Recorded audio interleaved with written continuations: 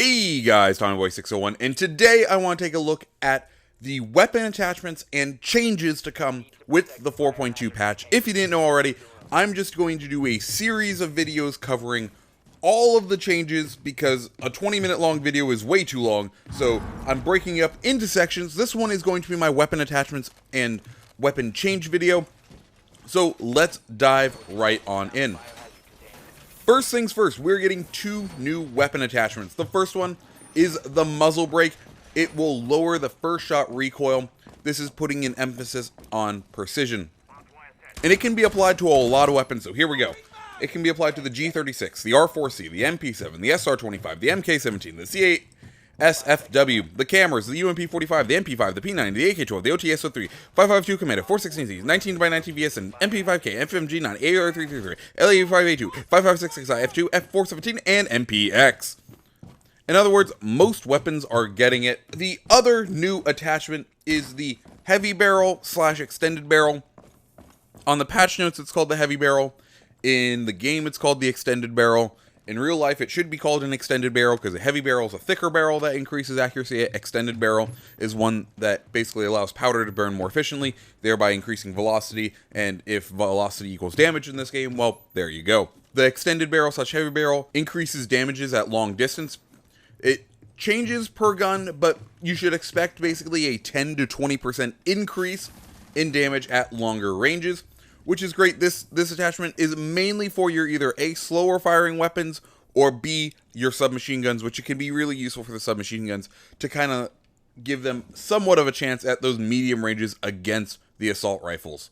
Weapons this one can be applied to, much smaller of a list: 416C, Beretta M12, the C8 SFW, Mac 11, P90, Para 308, R4C, 9mm C1, UMP45, and the Mark 17 CQB. As far as weapon, how these things perform, the Muzzle Brake is amazing. If you have a single fire weapon, whether that be a DMR or your pistol, most of the pistols got the Muzzle Brake, and just equip them. Just equip it. It makes it far better. If you don't want a silencer, which I don't roll one, so maybe you do, I don't, it literally makes it shoot in almost a perfect straight line. It reduces recoil by a crazy amount on those pistols. And same thing with the DMRs. The DMRs are fantastic at getting that muzzle brake. If you have a higher fire rate weapon, I would say leave it be. Stick with whatever you're using now, because it only lowers that first shot recoil. So unless you either A, burst a lot, or B, have a semi-auto weapon, the muzzle brake isn't the best, but it is by far amazing for the right situations of a DMR or a pistol. On the other side is the extended barrels. I would, once again, I suggest using it on a submachine gun. Those do have a lower damage, and then therefore at range, they're going to even have a even lower damage. So use it on the submachine guns to kind of even it out, even the playing field out with assault rifles at medium ranges. The only word of caution I can tell you is it is an extended barrel. So creeping around corners, your gun can now be seen a lot easier because you are adding an extra foot to your character model. So if you play a lot of sneaking around, just be warned that that extended barrel can poke up around doorways and kind of give away your position. Moving on now to the individual weapon changes, and there are a lot here. First one is Twitch's 417. The 417's recoil is seeing a reduction to help string shots together more effectively. The recoil change only affects one parameter. It reaches its maximum recoil slower than before, 19% on keyboard and mouse and 15% on gamepad. In addition, the gun's damage has been increased from a minimum of 65 damage to a minimum of 70 damage. The next is Buck's Cameras, and it's getting a massive buff. The damage on it is being increased by almost a third. So we are going from a minimum of 57 damage on it to a minimum of 72 damage out to 28 meters, which is fantastic. This is going to be, a great buff for Buck. I've been using him. I am loving the cameras. I'm loving using Buck. If someone gets Twitch before I can get Twitch, I am now going directly to Buck because he is just amazing. Fuses 6P41, if you don't know what that is, that's the big LMG he has, because you probably have never used it. That's why they're giving it the second buff. Ubisoft originally buffed it a couple patches ago, increasing its handling, and After that, it still hasn't seen a pick rate that's very good. Still people are like, no, stick with the AK-12 or I'll go shield. So this time they are going to increase the damage on it. Before the patch, it did 45 damage from 0 to 15 meters, 32 damage from 15 to 38. After the damage, it's going to do 52 damage from 0 to 8 meters and 45 damage from 8 to 15, and then 36 from 15 to 38. So basically just increasing its short range damage potential, which is a nice buff for it. I might use it, but I think I'm still gonna prefer the AK-12, just because in this game I enjoy the ability to shoulder the weapon quicker, and if I'm going to use a light machine gun, I'm probably gonna go use Capitão's.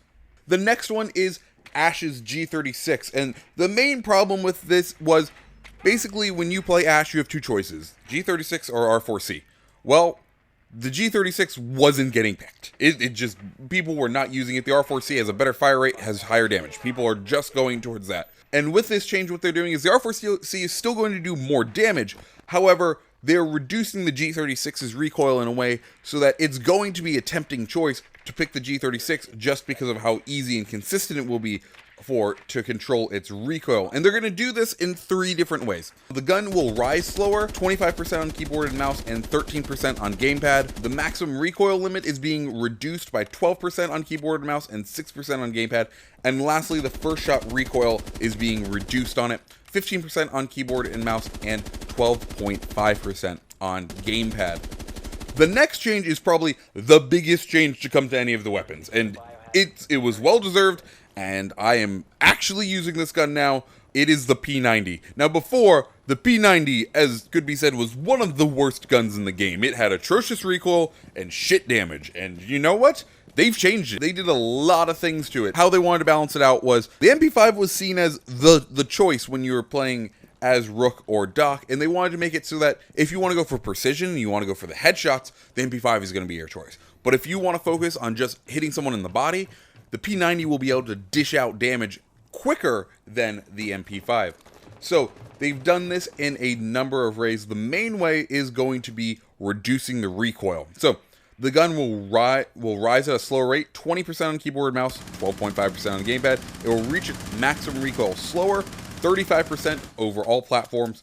The first shot multiplier has been lowered significantly, 25% on keyboard and mouse and 33% on gamepad. The maximum recoil value is higher.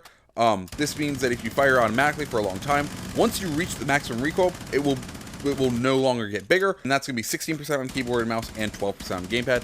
And finally, the diamond shape, which is basically how the recoil pattern plays out in the game, has made it so it dramatically does not, it no longer drastically shifts to the left. It definitely does not anymore.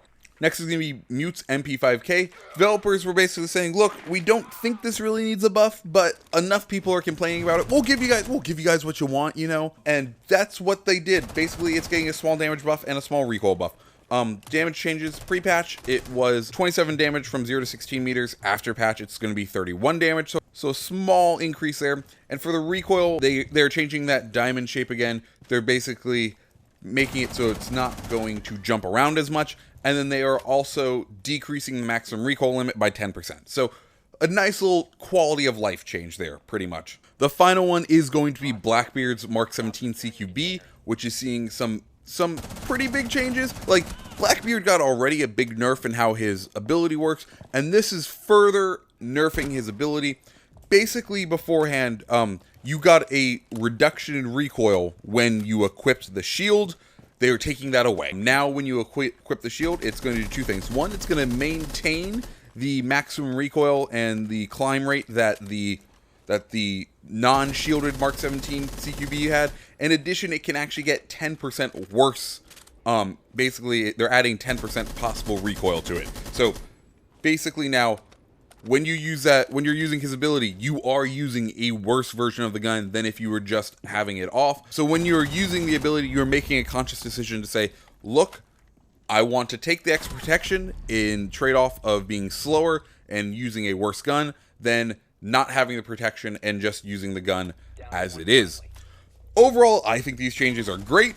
I'm loving them. And yeah, guys, that is my video for the weapon changes during this 4.2 patch. I have some other videos. First off, my first impressions video, my gadgets and miscellaneous video, and the overall operators changes. I'm putting those up on the screen right now. Go ahead, click on them. They'll be slowly coming out over the next day. Go ahead, take a look at them. If you like the video, go ahead, hit that subscribe button. That's another way to go see all of those videos and everything that comes out, guys. Thank you so much for watching, guys. My name's FineBoy601. I hope you have a great rest of your day. See ya.